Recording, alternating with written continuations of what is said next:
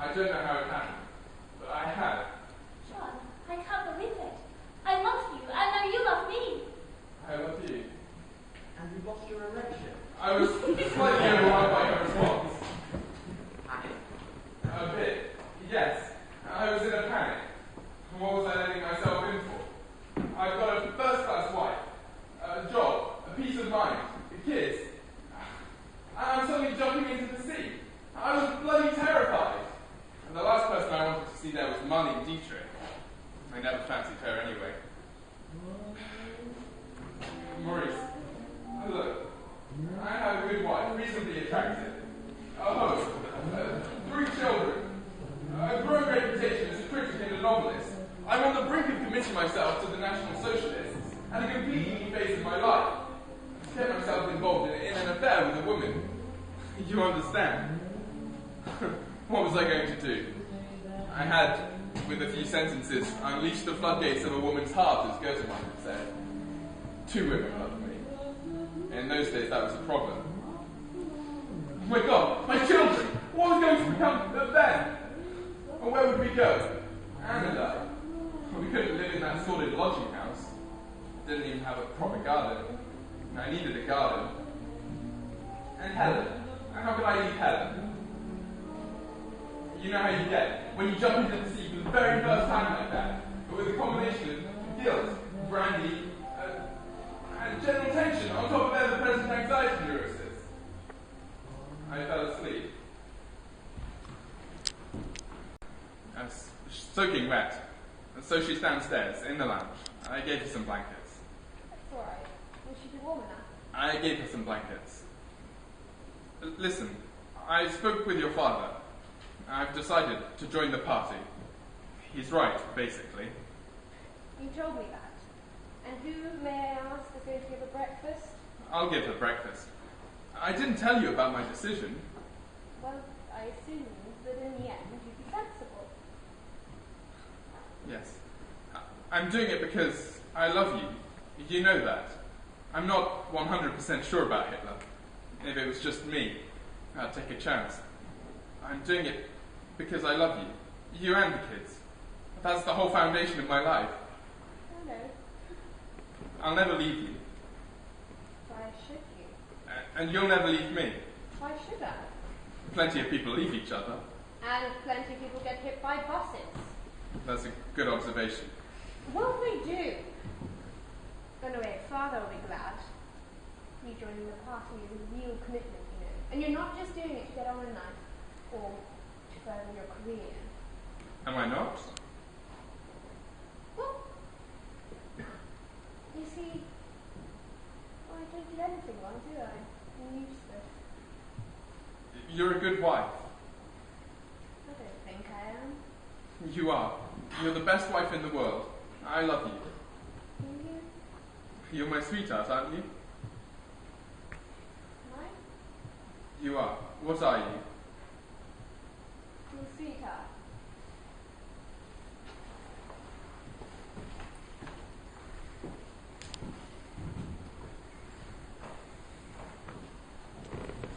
I brought the coffee myself to avoid interruption. However, would it surprise you if I said Dr. Goebbels himself suggested Goethe to us? He drew our attention to the novel. He was profoundly moved by it. Objectivity, he said, combined with humanity and compassion. They got me at a bad time. With my mother in the state she got herself in, and the state I got in at her state, I had to write the guilt out in a pro-euthanasia novel. You read the letter? You read the letter? Yes, I read it. Moving. Father, the leader himself has read this. Did you know that? Would you like to read his comment? Look. In his own handwriting. God forgive me, and the surge of pride in me, the human bloody being, reading that scrawled sentence in Adolf's shaky hand. It said, written from the heart. Very mousy, that. While Anne was in the bathroom, I kept moving from panic to romantic plans of moving back to nature with my beloved. We'll go to Schwarzfeld, Amsterdam, between Benau and there, there's a stretch of forest there nobody goes into. We'll build a rough, dry hut, warm and dry. What more do a man and a woman need to live? And now and then, I'll buy a rifle, of course. I'll shoot wild boar and deer. It was irresponsible of me in my position to encourage him. I mean, goat. We'll keep a goat. Can you keep a goat in the forest? Of course, I'm not talking about illegally living in the forest. We'd buy some land, 4 or 5 acres. We'd sell the house and split the money 2 ways, between Helen and I. I could gather folk tales from the natives and turn them into a book. Everything under the pure sky. We eat, sleep, make love under the sun, or stars, whichever happens to be about at the time of the activity. To the accompaniment of the Bavarian mountain ensemble. I'm not sure if... Are you musical? Do you play anything? I don't play anything, no. I like music. I can just never seem to stand more than about the first movement of anything. I can sit through all the movements of Beethoven's Fifth. I don't mind that. Do you play anything? Obviously somebody does with all this music around. No, I don't play. Listen, will I take you back to university with me this morning, or do you want to go back to your lodgings first? Still happy. All this time I thought he'll never look at me. And I've been in your mind the whole time. You stood out, you see, as an exceptional person. You are. There's no question about it. That's what drew me to you. And there's... Listen. You have to understand. I want to understand. I want to understand everything about you. When I said to you last night how much I liked you, you might have got the wrong impression. Sometimes I can be very inarticulate. John, I feel it. Last night you said you loved me. I felt it. This morning, you're fighting it. I know it must be frightening for you. Are you frightened, John? Don't know where I am. No. Last night you said you were emotionally attached to me, that you loved me. I'm not looking, my beautiful darling. Listen, it's the children. Being a father, I could never leave my children, you see. No, I can see that. You love them, and they love you.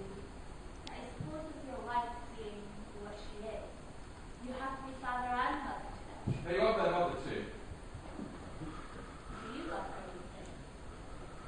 Do you still love her?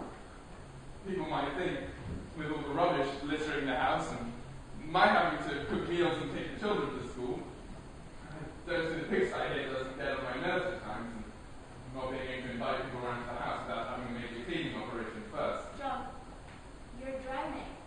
I'm not saying that because I love you and I need you. You're drowning.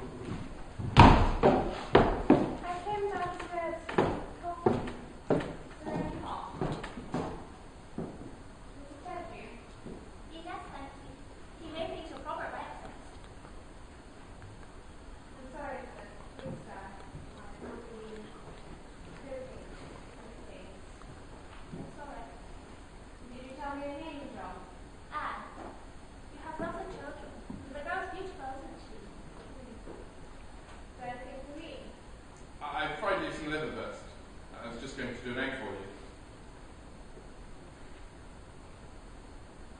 You're very young. How old are you? I'm older than I look. I'm nearly 20. Well, I'm 30. I'm happy at it. I don't care about looking young anymore. If I'm 30, then I'm 30. And I guess I'm not all that nice to look at. What do you think?